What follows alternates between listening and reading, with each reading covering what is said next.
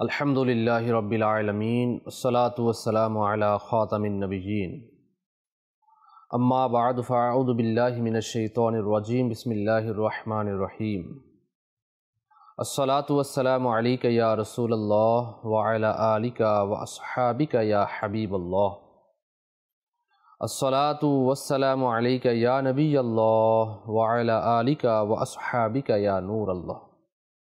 অনুষ্ঠান মুমিনের হাতিয়ার নিয়ে আরও একবার উপস্থিত হয়েছি দূরে এবং কাছে, দেশে এবং প্রবাসে। যারাই সঙ্গ দিচ্ছেন সকলকে জানাই অনুষ্ঠানে স্বাগত। আপনারা নিশ্চয়ই অবগত রয়েছেন মুমিনের হাতিয়ার দোয়া, আর এই দোয়া সম্পর্কিত আমরা বিশদ আলোচনা করছি। বিগত পর্বগুলোতে আমরা দোয়া করার উপকারিতা, দোয়া কবুল হওয়ার সময়, আজও আমরা ইনশাআল্লাহুল করিম দোয়া করার স্থানসমূহ নিয়ে আমরা আলোচনা করব। সাথেই থাকুন। শুরুতেই আসুন দুরূদে পাকের ফজিলত আমরা জেনে নিই।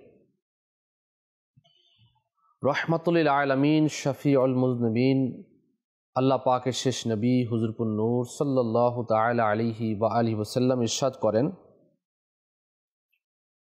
তোমরা যেখানেই থাকো আমার প্রতি দরুদ শরীফ পাঠ করো, কেননা তোমাদের দরুদ আমার নিকট পৌঁছে থাকে।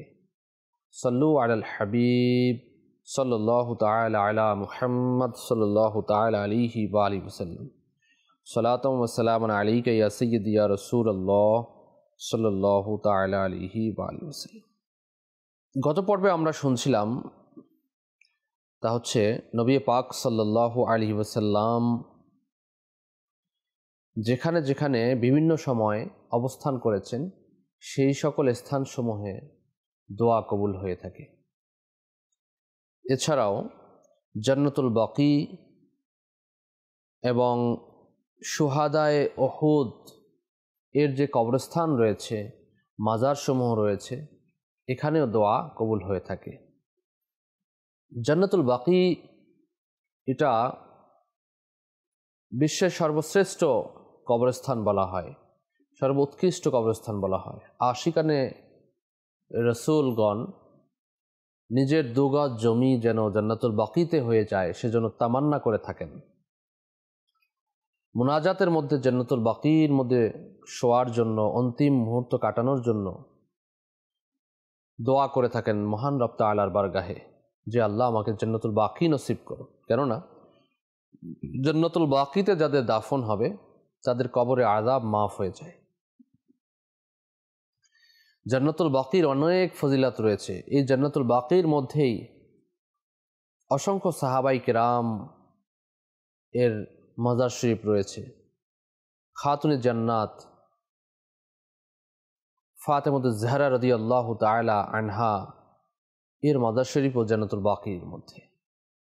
এছাড়াও 10,000 সাহাবাই কেরামের মাজার শরীফ জান্নাতুল বাকির মধ্যে। যদিও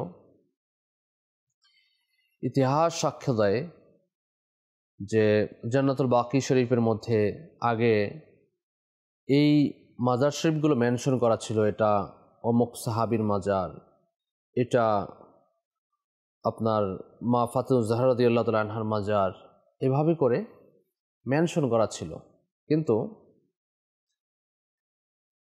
ইতিহাসের নির্মম দিক এটাই যে সেই মাজার শরীফগুলো শহীদ করে দেয়া হয়েছে এবং ওখানে এমনভাবে সিস্টেম করা হয়েছে যে মাজার শরীফের উপর দিয়ে রাস্তা তৈরি করা হয়েছে জিয়ারত করার জন্য। মনে রাখবেন, কিতাবের মধ্যে বর্ণিত রয়েছে এবং এটা মাসআলা হচ্ছে যে মুসলমানদের কবরের উপর হাঁটা, বিনা প্রয়োজনে হাঁটা নিষেধ। মুসলমানের কবরের উপর দিয়ে চলাফেরা করা এটা হারাম, নাজাইজ, জাহান্নামে নিয়ে যাওয়ার মতো কাজ। যেখানে সাধারণ মুসলমানের কবরের উপর আপনি হাঁটতে পারবেন না, সেখানে সাহাবাই কেরাম এর মাজারের উপর আপনি হাঁটবেন কিভাবে? যে সাহাবাই কেরামকে আসহাবিকান নুজুম বলেছেন প্রিয় মুস্তাফা সাল্লাল্লাহু তাআলা আলাইহি ওয়া আলিহি ওয়াসাল্লাম। সেজন্য জান্নাতুল বাকি শরীফে যাওয়াটা এখন খুবই দুষ্কর হয়ে পড়েছে। কেননা আপনি কোথায় যাবেন, কোন জায়গা দিয়ে হাঁটবেন, হতে পারে এর নিচেই হচ্ছে কোনো সাহাবাই কেরামের মাজার, সেখান থেকে আপনি কিভাবে হাঁটবেন। তাই ওলামায়ে কেরামগণ ইরশাদ করেন যে জান্নাতুল বাকিরের ফটকের বাইরে দাঁড়িয়েই জিয়ারত করা, ভিতরে ঢোকার কোনো প্রয়োজন নেই। ভিতরে ঢুকলেই আপনি গুনাহের মধ্যে পড়ে যেতে পারবেন। আপনি সওয়াবের নিয়তে গেলেন, আপনি জিয়ারতের নিয়তে গেলেন, ফয়জু বারাকাত হাসিলের জন্য ওখানে আপনি তশরিফ নিলেন, কিন্তু এজন্য যদি আপনার গুনাহ হয়ে যায়, এর চেয়ে ভালো ফটকের বাইরে দাঁড়িয়ে আপনি দোয়া করলেন, ইসালে সওয়াব করলেন, আমাদের ফয়জু বারাকাত লাভের জন্য আল্লাহ পাকের দরবারে ফরিয়াদ জানালেন। এবং এখন তো ওসি করা হয়েছে, বড় করা হয়েছে যেন বাকি শরীফ, আর ওখানে এখনও মুসলমানদেরকে কবরস্থ করা হয়। যারা সৌভাগ্যবান মুসলিম তাদের কবর ওখানে হয়, তো ওই জায়গাতেও দোয়া কবুল হয়ে থাকে। এটা মুতাবাররাক একটি জায়গা। আল্লাহ পাক আমাদেরকে নসিব করুন। চিন্তা করে দেখুন, আপনি এক কবরস্থানে এই জান্নাতুল বাকি শরীফে যদি আপনি জিয়ারত করেন, তাহলে 10,000 সাহাবাই কেরামের মাজার জিয়ারত করে ফেললেন। সুবহানাল্লাহি ওয়া বিহামদিহি। এবং উহুদের প্রান্তরে কবরস্থান রয়েছে, সোহাদায়ে উহুদের মাজার রয়েছে। এই সোহাদায়ে উহুদের মাজার স্থলেও দোয়া কবুল হয়ে থাকে। আচ্ছা, এতক্ষণ যে আপনার 34 মাকামাতে মুকাদ্দাসার কথা বললাম, যেখানে দোয়া কবুল হয়, পবিত্র স্থানের কথা বললাম, 22 ও 23 নং স্থান ব্যতীত বাকি 32টি 32 স্থান প্রত্যেকটি হারামাইন শরীফাইনের সৌহদ্দিতে অবস্থিত। হারামাইন শরীফাইন কোনটা বলা হয়? মক্কাতুল মুআজ্জামা, মদিনাতুল মুনাওয়ারা। এই মক্কাতুল মুআজ্জামা এবং মদিনাতুল মুনাওয়ারা শরীফের যে হেরম শরীফ রয়েছে, এই হেরম শরীফের আশেপাশেই এই জায়গা গুলো রয়েছে। 32 স্থান যেটা আমরা এখানে বয়ান করেছি। এরপরে আসুন, বিশিষ্ট শ্রদ্ধেয় ইমাম, আমাদের ইমামে আজম আবু হানিফা নোমান বিন সাবিত রহমতুল্লাহ আলাই এর মাজার শরীফ ইরাকের রাজধানী বাগদাদের আদিমিয়ায় অবস্থিত রয়েছে। ওখানেও দোয়া কবুল হয়। হজরত সৈয়দনা ইমাম শাফিঈ রহমতুল্লাহ আলাই, শাফিঈ মাযহাবের যিনি প্রবক্তা এবং ইমাম, তিনি বলেন যে যখন আমার কোনো আকাঙ্ক্ষা পূরণের ইচ্ছা হতো, তখন 2 রাকাত নফল নামাজ আদায় করতাম। এরপর ইমামে আজম আবু হানিফা রহমতুল্লাহ আলাই এর মাজারে যেতাম এবং সেখানে দোয়া করতাম। মহান রব তাআলা দোয়া কবুল করতেন। আল্লাহু আকবার। ইমাম ইবনে হাজার মক্কি শাফিঈ রহমতুল্লাহ আলাই এই কথা তার বই খেরাত আল হিসান ফি মানাকিব আল ইমাম আল আজম আবি হানিফা আল নোমানের মধ্যে বর্ণনা করেছেন।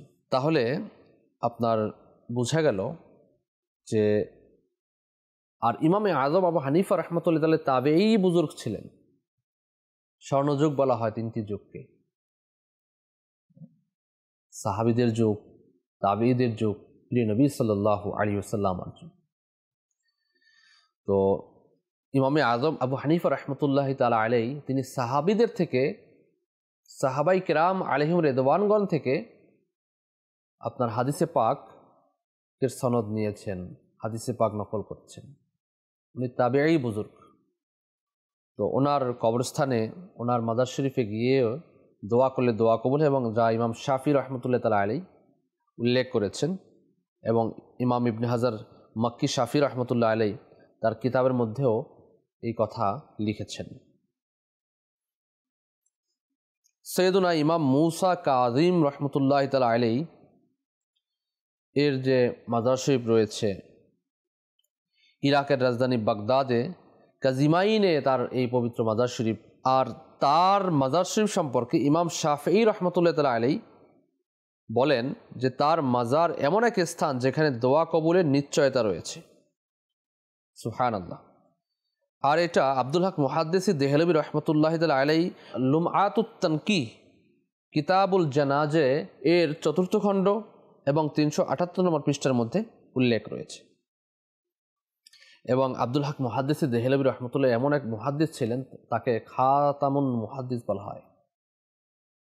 তো তিনার কিতাবের মধ্যে এটা উল্লেখ করেছেন যে ইমাম মুসা আল কাজিম রহমতুল্লাহ তাআলা আলাইহির খিদমতেও দোয়া কবুল হয়ে থাকে। ইরাকের রাজধানী বাগদাদের মধ্যে আরেকটি মাজার শরীফ রয়েছে, তা হচ্ছে সুবহানাল্লাহি ওয়া বিহামদিহি আল্লাহু আকবার, গৌসে পাক, বড় পীর, পীরে পীরা, মীরে মীরা, গৌসুল আজম সৈয়দনা ও মৌলানা শেখ সৈয়দ আব্দুল কাদের জিলানি রহমতুল্লাহি তাআলা আলাইহি এর মাজার শরীফে দোয়া কবুল হয়ে থাকে। কাদরিয়া তরিকার যিনি মহান ইমাম আব্দুল কাদের জিলানি রহমতুল্লাহ আলাইহি, আমাদের পীর মুর্শিদ এবং দাওয়াত ইসলামীর প্রতিষ্ঠাতা আবু বিলাল মুহাম্মদ ইলিয়াস আতার কাদরি দামাত বরকাতুল আলিয়াও এই তরিকার খলিফা। উনি কাদরিয়া সিলসিলায় বায়াত গ্রহণ করিয়া থাকেন। অনেক বড় শেখ, বড় পীর আমরা বলে থাকি, গৌসুল আজম আমরা বলে থাকি।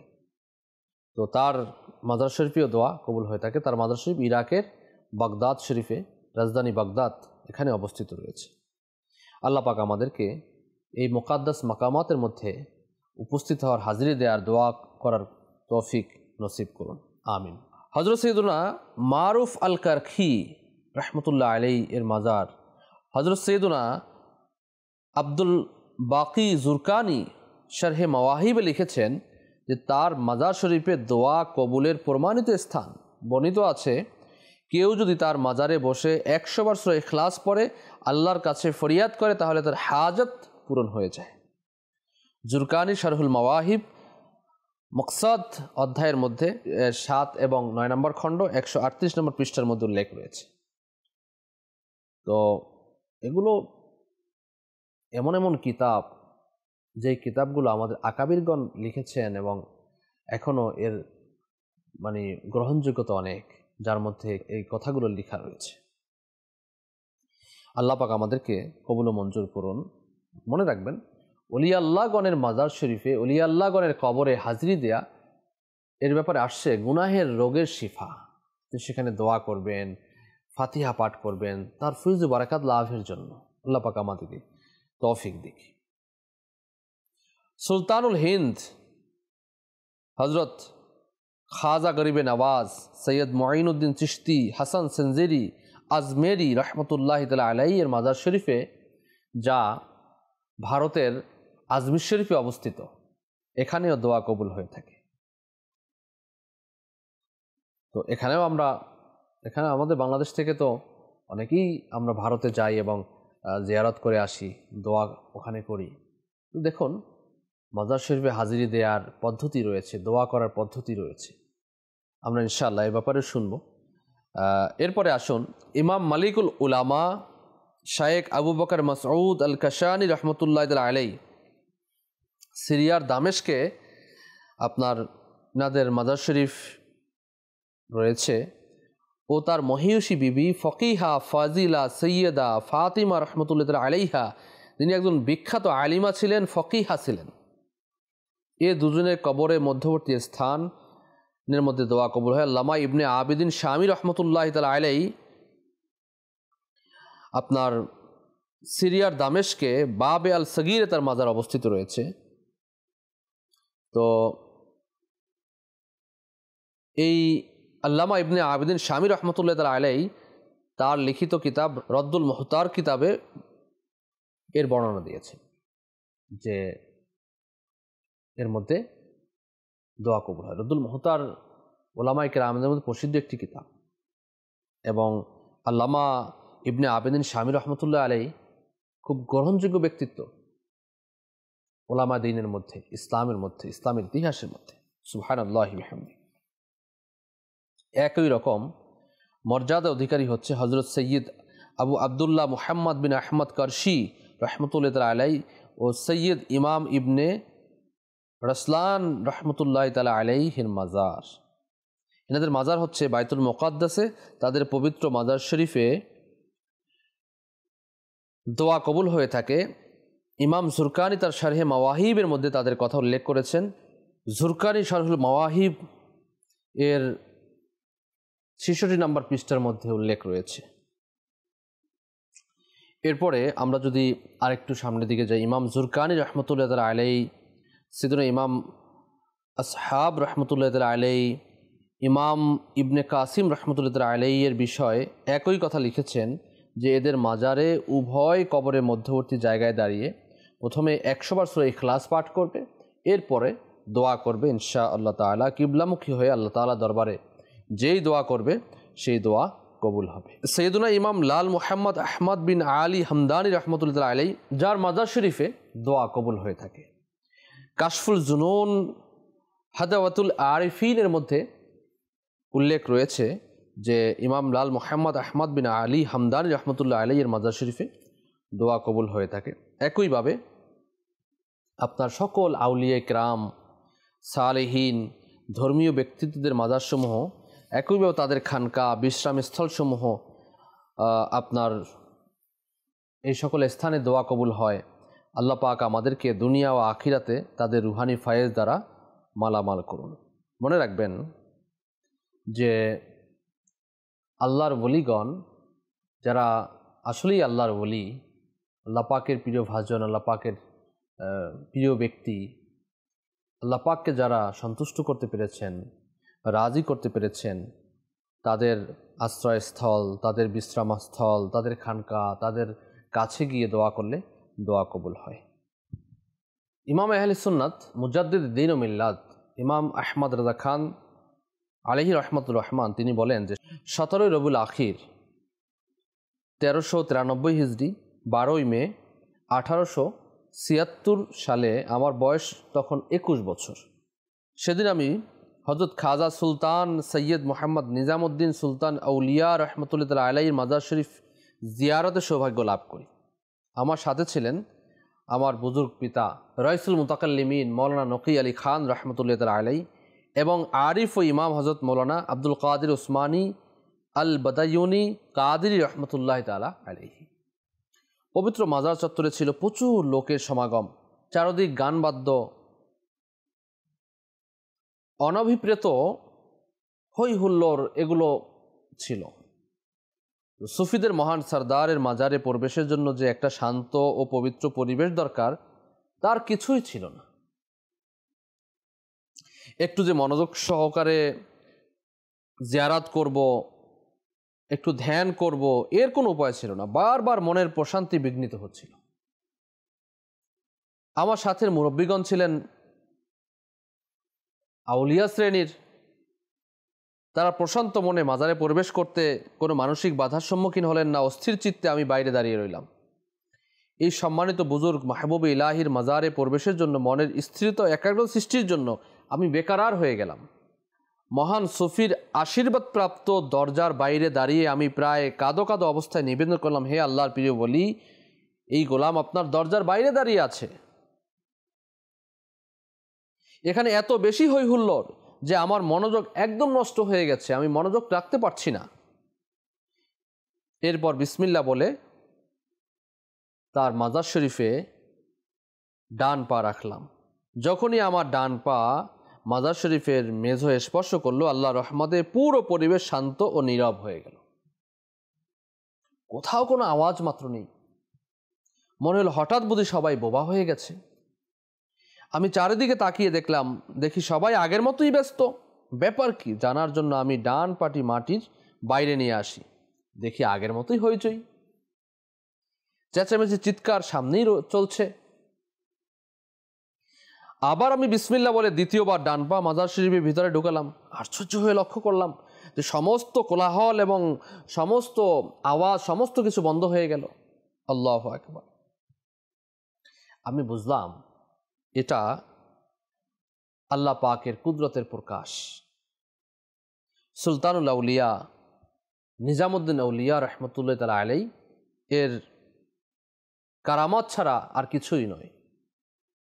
এটা ছিল আমার উপর বিশেষ রহমত। এজন্য আমি আল্লাহ পাকের দরবারে শুকরিয়া জানালাম।